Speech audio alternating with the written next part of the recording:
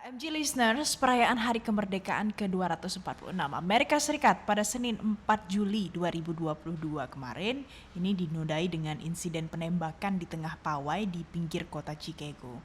Ada sebanyak 6 orang tewas dan 24 lainnya luka-luka. Dalam pidato yang disampaikan oleh Joe Biden di depan para veteran di Gedung Putih, dirinya tidak dapat menyembunyikan kegeramannya dengan insiden penembakan tersebut. Kita akan dengarkan pidato Presiden Amerika Serikat Joe Biden berikut ini.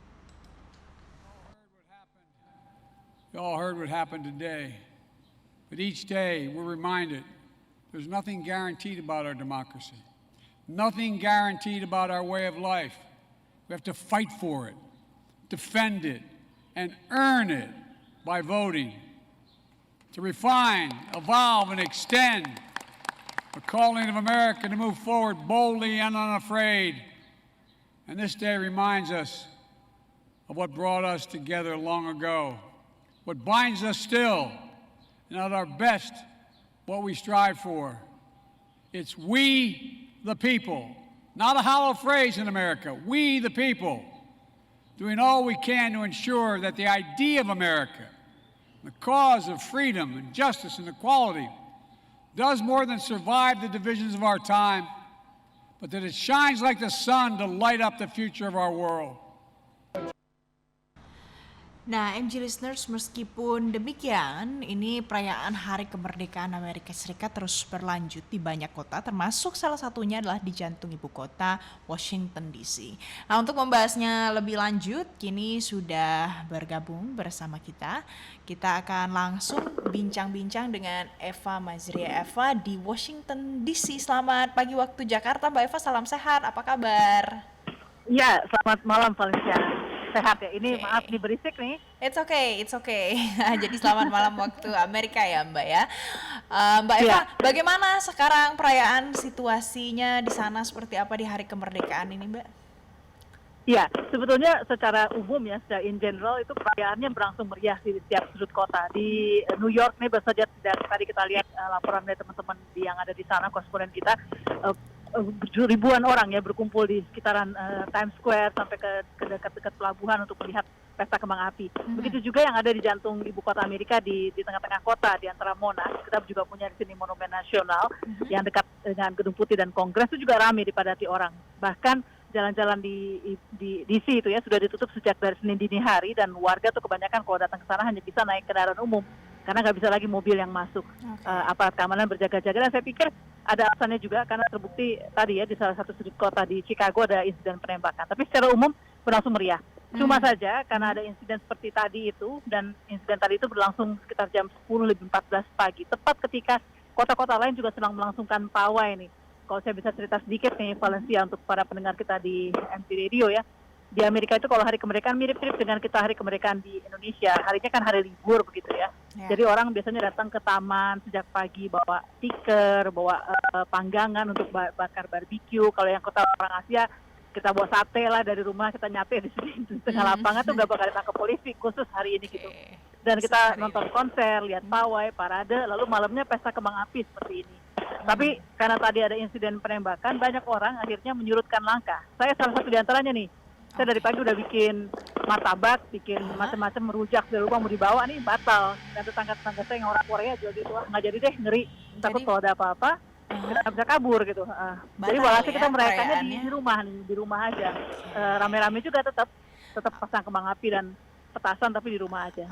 Valencia. Bagaimana respon warga yang ada di sana, Mbak Eva, pasca penembakan di Chicago itu? Apa respon warga? Apa mungkin respon warga net yang paling viral, yang banyak diperbincangkan di sana?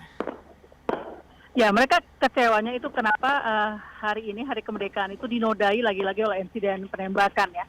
Tadi sebetulnya di pidatonya Presiden Biden tadi cukup panjang. Tadi kita dengar itu hanya secuplikannya saja. Dia menyiyaratkan bahwa kalau kita ingin insiden penembakan ini berakhir, juga isu-isu lain yang krusial itu berakhir, maka datang ke TPS pada pemilu di bulan November nanti, kita pilih calon wakil kita yang bisa membuat aturan yang lebih ketat. Kurang lebih Biden menyarankan begitu. Tapi di depannya tadi dia sempat menyampaikan kegeramannya begitu, kesedihannya, karena dia bilang air mata nih belum lagi surut nih, air mata nih belum lagi kering.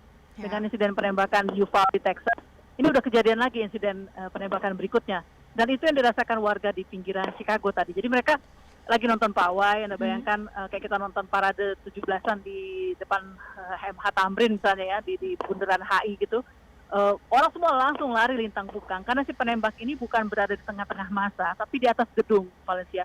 Jadi dia ada di atap salah satu gedung dan memang dia menarget, dia tunggu sampai seluruh peserta pawai masuk dan orang sedang gembira, tepuk tangan, anak kecil lagi lari-lari, bayi lagi macam-macam. Itu dia target, dia tembak di situ membabi buta. 6 tewas di tempat, 24 luka parah, dibawa ke larikan ke rumah sakit sampai sekarang. Polisi khawatir korban masih bertambah.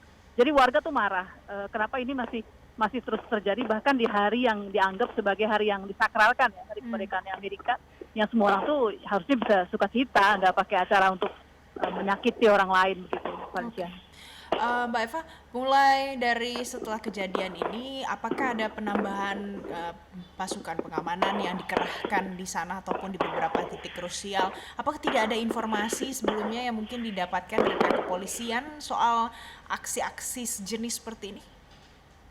Ya, polisi sebetulnya sudah mendapatkan informasi bukan tentang penembakan yang di Chicago ini, tapi tentang kemungkinan terjadinya aksi-aksi yang lain. Jadi kemarin misalnya ada sekitar 100-200-an kelompok supremasi kulit putih itu berdemonstrasi dengan membawa senjata, menunjukkan bahwa mereka ada, bahwa kelompok kulit putih ini ada dan mereka berhak untuk menyampaikan mengekspresikan dirinya karena memang dijamin juga oleh undang-undang untuk berekspresi ya, selama dia nggak ganggu orang, nggak menimbulkan keonaran ya dibiarin aja, mau polisi cuma dikawal. Dan itu sebabnya di ibu kota DC tadi saya bilang di awal jalan-jalan udah ditutup sejak pagi, bahkan di jalan-jalan utama tuh ditempatkan truk-truk yang berukuran besar. Kenapa truk? Karena kita ingat ada beberapa insiden sebelumnya yang terjadi di Jerman, di Prancis, orang tidak lagi melakukan aksi kekerasan dengan senjata api atau pisau atau yang lain, tapi dengan menabrakkan kendaraannya begitu di antara kerumunan massa. Kita ingat kejadian hari revolusioner atau hari kemerdekaan Prancis beberapa tahun lalu kayak gitu. Jadi akhirnya berjaga-jaga dengan menempatkan truk-truk berukuran besar. Saya juga baru lihat tuh truk-truk segede gitu ditaruh di jalan-jalan utama di pinggiran Gedung Putih, di dekat Gedung Kongres, supaya kalau massa jalan kita karena kalau naik kereta api kita kan berarti jalan kaki jauh ya, jalan kaki untuk berkerumun jauh, itu tidak sampai ada insiden ditabrak misalnya oleh what so-called teroris misalnya kayak begitu. Tapi insiden penembakan ini betul-betul lolos dari pengamatan meskipun pelakunya sudah ditangkap ya. Dan polisi ditangkap. Tidak betul, polisi baru saja beberapa sejam lalu lah polisi menangkapnya, tapi tidak langsung ditetapkan sebagai ini, Mbak Eva? Iya. Jadi dia tidak langsung ditetapkan sebagai tersangka. Polisi hanya menetapkan dia sebagai person of interest atau orang yang dicari. Namanya Robert Crimo, the third, Robert Crimo ketiga, ada angka 3 begitu. Dia dianggap dicari karena ada di sekitar lokasi itu dan dia sempat lari ketika polisi ingin memintai keterangan. Jadi dia ditangkap dalam kapasitas sebagai orang yang dicari dan dianggap tahu dengan insiden penembakan ini, tapi belum ditetapkan sebagai tersangka.